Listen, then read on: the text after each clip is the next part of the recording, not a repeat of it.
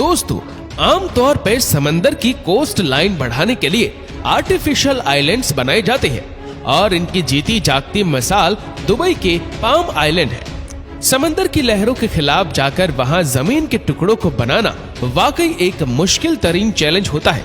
लेकिन आज आप एक ऐसी सिटी के बारे में जानेंगे जिसको समंदर में नहीं बल्कि समंदर को रेगिस्तान तक लाया गया है।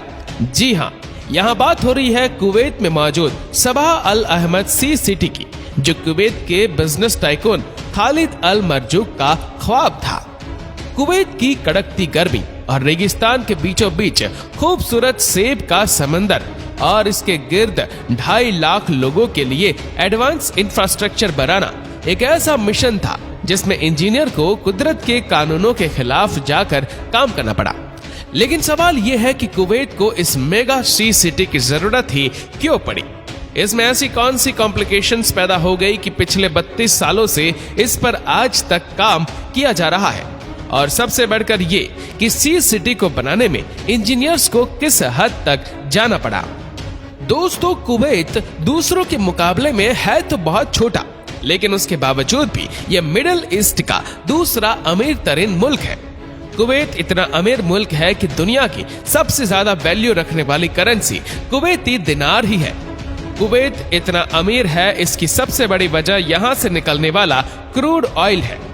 ऑफिशियल रिपोर्ट के मुताबिक हर साल कुवैत लगभग 300 करोड़ बैरल से ज्यादा ऑयल प्रोड्यूस करता है। एक तो इतनी ज्यादा ऑयल प्रोडक्शन और फिर ऊपर से कुवैत की पॉपुलेशन भी सिर्फ 42 लाख ही है। यही वजह है कि यहाँ का हर एक शख्स जरूरत से ज्यादा अमीर है। कुवैत में एक्सपेंसिव कार्स, यॉट्स, लग्जरी विलास और ऐशो आराम वाली तमाम चीजें रखना एक आम सी बात समझी जाती है। और ये सब कोई अभी से शुरू नहीं हुआ, बल्कि कुवैत की किस्मत 85 साल पहले बदली थी, जब यहाँ से पहली बार ऑयल निकलना शुरू हुआ था। 1980 में कुवैत के पास पैसा तो बहुत था, लेकिन अब इनके पास लग्जरी विलास बनाने के लिए जगह कम पड़ गई थी। कुवैत का तकरीबन सारा एरिया ही बंजर रेगिस्तान से भरा हुआ है। यहाँ पर बेसिक फैसिलिटीज ना होने की वजह से रहना काफी मुश्किल होता है। इसी वजह से सबकी कोशिश थी कि समंदर के किनारे अपना विला या फार्म हाउस बनाया जाए ताकि ठंडी हवा के मजे लिए जा सके। बढ़ते हुए डिमांड को देखते हुए कुवैती बिजनेस टाइकून खालिद अल मरजूक ने एक ऐसी लग्जरी सिटी बनाने का ख्वाब देखा जिसका हर विला, हर मेंशन प्राइवेट बीच पर बना हुआ होगा। लेकिन ऐसा सिर्फ तब मुमकिन होता जब कुवैत की कोस्ट लाइन पर कोई जगह खाली होती। कुवैत सिटी पहले ही आधे से ज्यादा कोस्ट को कवर कर बैठी थी और बाकी के कोस्ट पर कई प्रोजेक्ट पहले ही बन चुके थे। सऊदी अरब के बॉर्डर से सिर्फ 15 किलोमीटर पहले पर्शियन गल्फ पर एक नेचुरल क्रिक सिस्टम बना हुआ था। लहरों के प्रेशर से इन क्रिक्स में पानी काफी अंदर तक जाता था। ये देखकर खालिद मरजूक को आइडिया आया कि क्यों ना इन नेचुरल क्रिक्स को इस्तेमाल करके यहाँ एक पूरी सिटी बनाई जाए, जिसमें इन क्रिक्स को एक्सटेंड करके अपनी मर्जी की शेप दी जाए।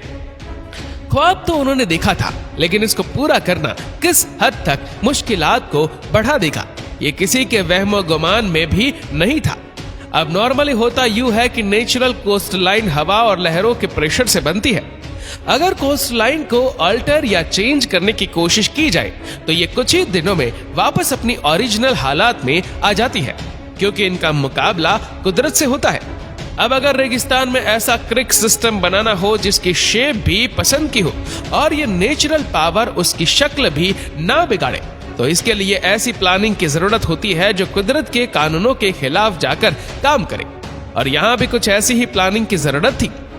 1986 में खालिद अल मरजूक के बेटे फवाक अल मरजूक ने एक ब्रिटिश इंजीनियरिंग डिजाइन कंपनी से कॉन्ट्रैक्ट किया, जिन्होंने दिन रात एक करके कंप्यूटर सिमुलेशन की मदद से इस मेगा प्रोजेक्ट का डिजाइन बनाया।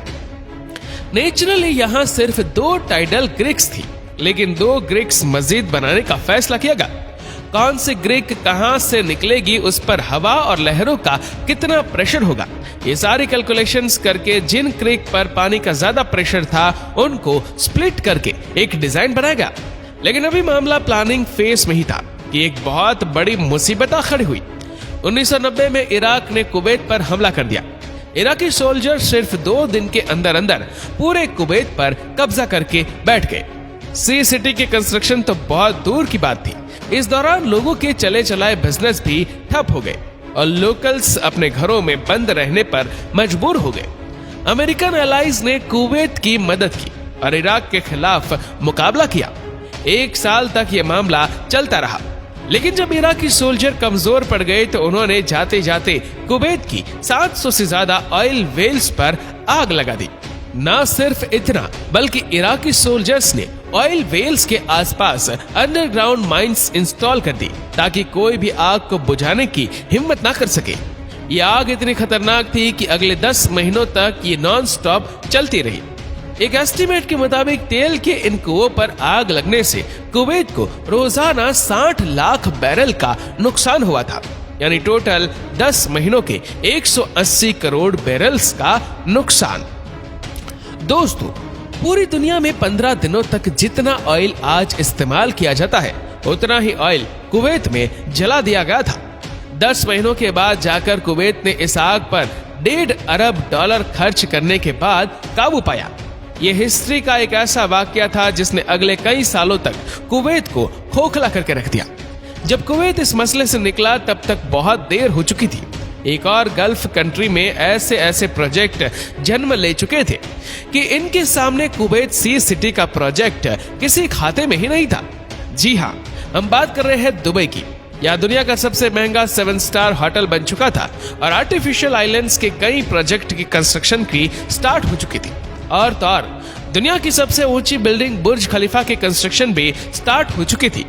दुबई ज्यादातर इंटरनेशनल अट्रैक्शन पहले ही ले चुका था, लेकिन फिर भी कुवैत ने 2004 में सी सिटी की कंस्ट्रक्शन का काम स्टार्ट कर दिया। सी सिटी का ये प्रोजेक्ट 5 फेजेस में डिवाइड किया गया और फैसला किया गया कि एक एक करके फेजेस कंप्लीट किए जाएंगे।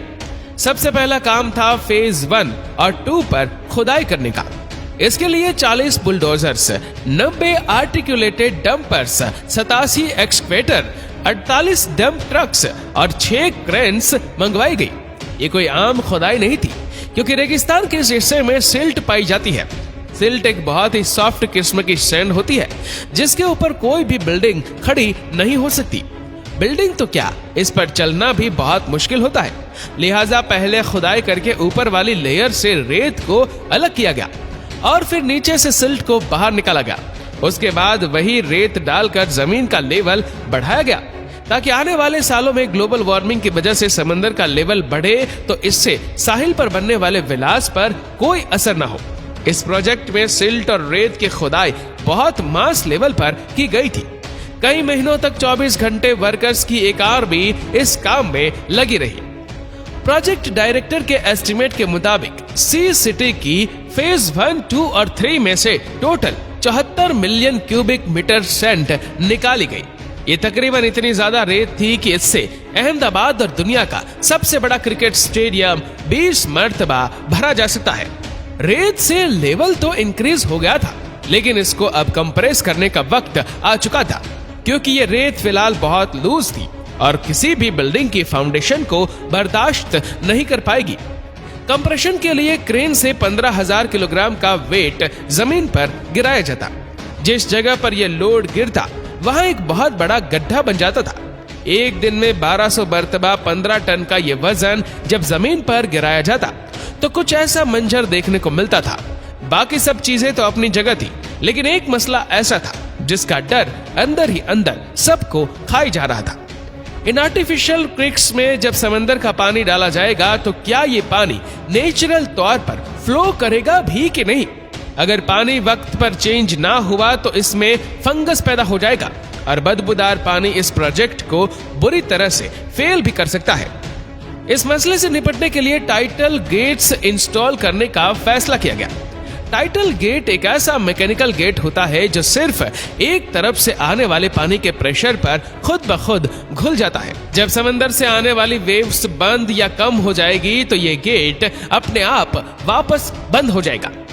टाइडल गेट का मसला तो सिर्फ एक बड़े मसले का सॉल्यूशन था, लेकिन अभी कई और मसलों से निपटना बाकी था। सी सिटी के इस प्रोजेक्ट में टोटल 250 किलोमीटर के नए बीचेस बनने जा रहे थे। यानी जितनी कुवैत की अपनी कोस्ट लाइन है उससे भी ज्यादा लंबी ये कोस्ट लाइन होने वाली थी। इतने ज्यादा नए बीचेस के लिए वो खास सैंड भी चाहिए होगी जो आमतौर पर हमें बीचेस पर मिलती है। अब इतनी ज्यादा सैंड लाई कहां से जाए, ये एक बहुत बड़ा सवाल था। एक्सपर्ट्स ने इसका भी एक सोल्यूशन निकाल ही लिया। नॉर्मल डेजर्ट सैंड जिसकी कुवैत के पास कोई कमी नहीं थी, उसमें हर साइज के पार्टिकल्स होते हैं। बीच में जो सैंड मौजूद होती है उसमें सैंड के पार्टिकल का साइज ज्यादा बड़ा होता है। लिहाजा अब फैसला किया गया कि नॉर्मल डेजर्ट सैंड में से मोटे साइज के पार्टिकल्स को फिल्टर किया जाएगा। रेत को पानी से धोकर उसमें से मोटे साइज के रेजों को अलग किया गया। सिर्फ एक बार नहीं बल्कि ये प्रोसेस 4 बार किया जाता था। पानी से धोने और फिल्टर करने के इस प्रोसेस में जो रेसे बच जाते थे वही बीच के लिए परफेक्ट थे। एक दिन में 4000 टन रेत को लाया जाता और पानी से धोकर उसको फिल्टर किया जाता था और ये पूरा प्रोसेस कई महीनों तक दिन रात चलता रहता। बीचेस की सैंड को लहरों के प्रेशर से बचाने के लिए पत्थरों की वॉल्स भी बनाने का फैसला किया गया। इन वॉल्स पर लगाए जाने वाले पत्थर बॉर्डर के उस पार सऊदी अरब की एक स्टोन क्वारी से लाए जाते थे, क्योंकि कुवैत के पास अपनी एक भी स्टोन क्वारी नहीं थी। पूरे 6 सालों की मेहनत के बाद सी सिटी के 3 फेज कंप्लीट हो चुके थे। अब बारी थी एक आलीशान लॉन्च पार्टी की। कुवैत के उस वक्त के अमीर सवा अल अहमद ने इस प्रोजेक्ट का भरपूर अंदाज में इफ्तिताह किया और इसी मौके पर उन्होंने इस प्रोजेक्ट को अपने नाम से भी जोड़ने का फैसला लिया और तब से लेकर यह प्रोजेक्ट सबा अल अहमद सी सिटी के नाम से पहचाना जाता है। ये अपनी तर्ज का एक इंतहाई कॉम्प्लेक्स मेगा प्रोजेक्ट है जिसके अभी तक सिर्फ 4 फेज कंप्लीट हुए हैं और 5वें फेज की कंस्ट्रक्शन अभी तक चल रही है। पिछले 32 सालों से कुवैत इस प्रोजेक्ट को पूरा करने के लिए कई मुश्किलात को झेल चुका है और इसमें पेश आने वाले इंजीनियरिंग चैलेंजेस को एक छोटी सी वीडियो में बयान करना खासा मुश्किल है। दोस्तों, इस वीडियो को लेकर आपकी क्या राय है नीचे कमेंट करके जरूर बताएगा और अगर आपको वीडियो अच्छा लगा हो तो इस वीडियो को लाइक करेगा, शेयर करेगा ज्यादा से ज्यादा लोगों तक और ऐसी ही और भी रोचक जानकारियों के लिए सब्सक्राइब करें हमारे यूट्यूब चैनल को और फेसबुक पर फॉलो करें हमारे पेज को। धन्यवाद।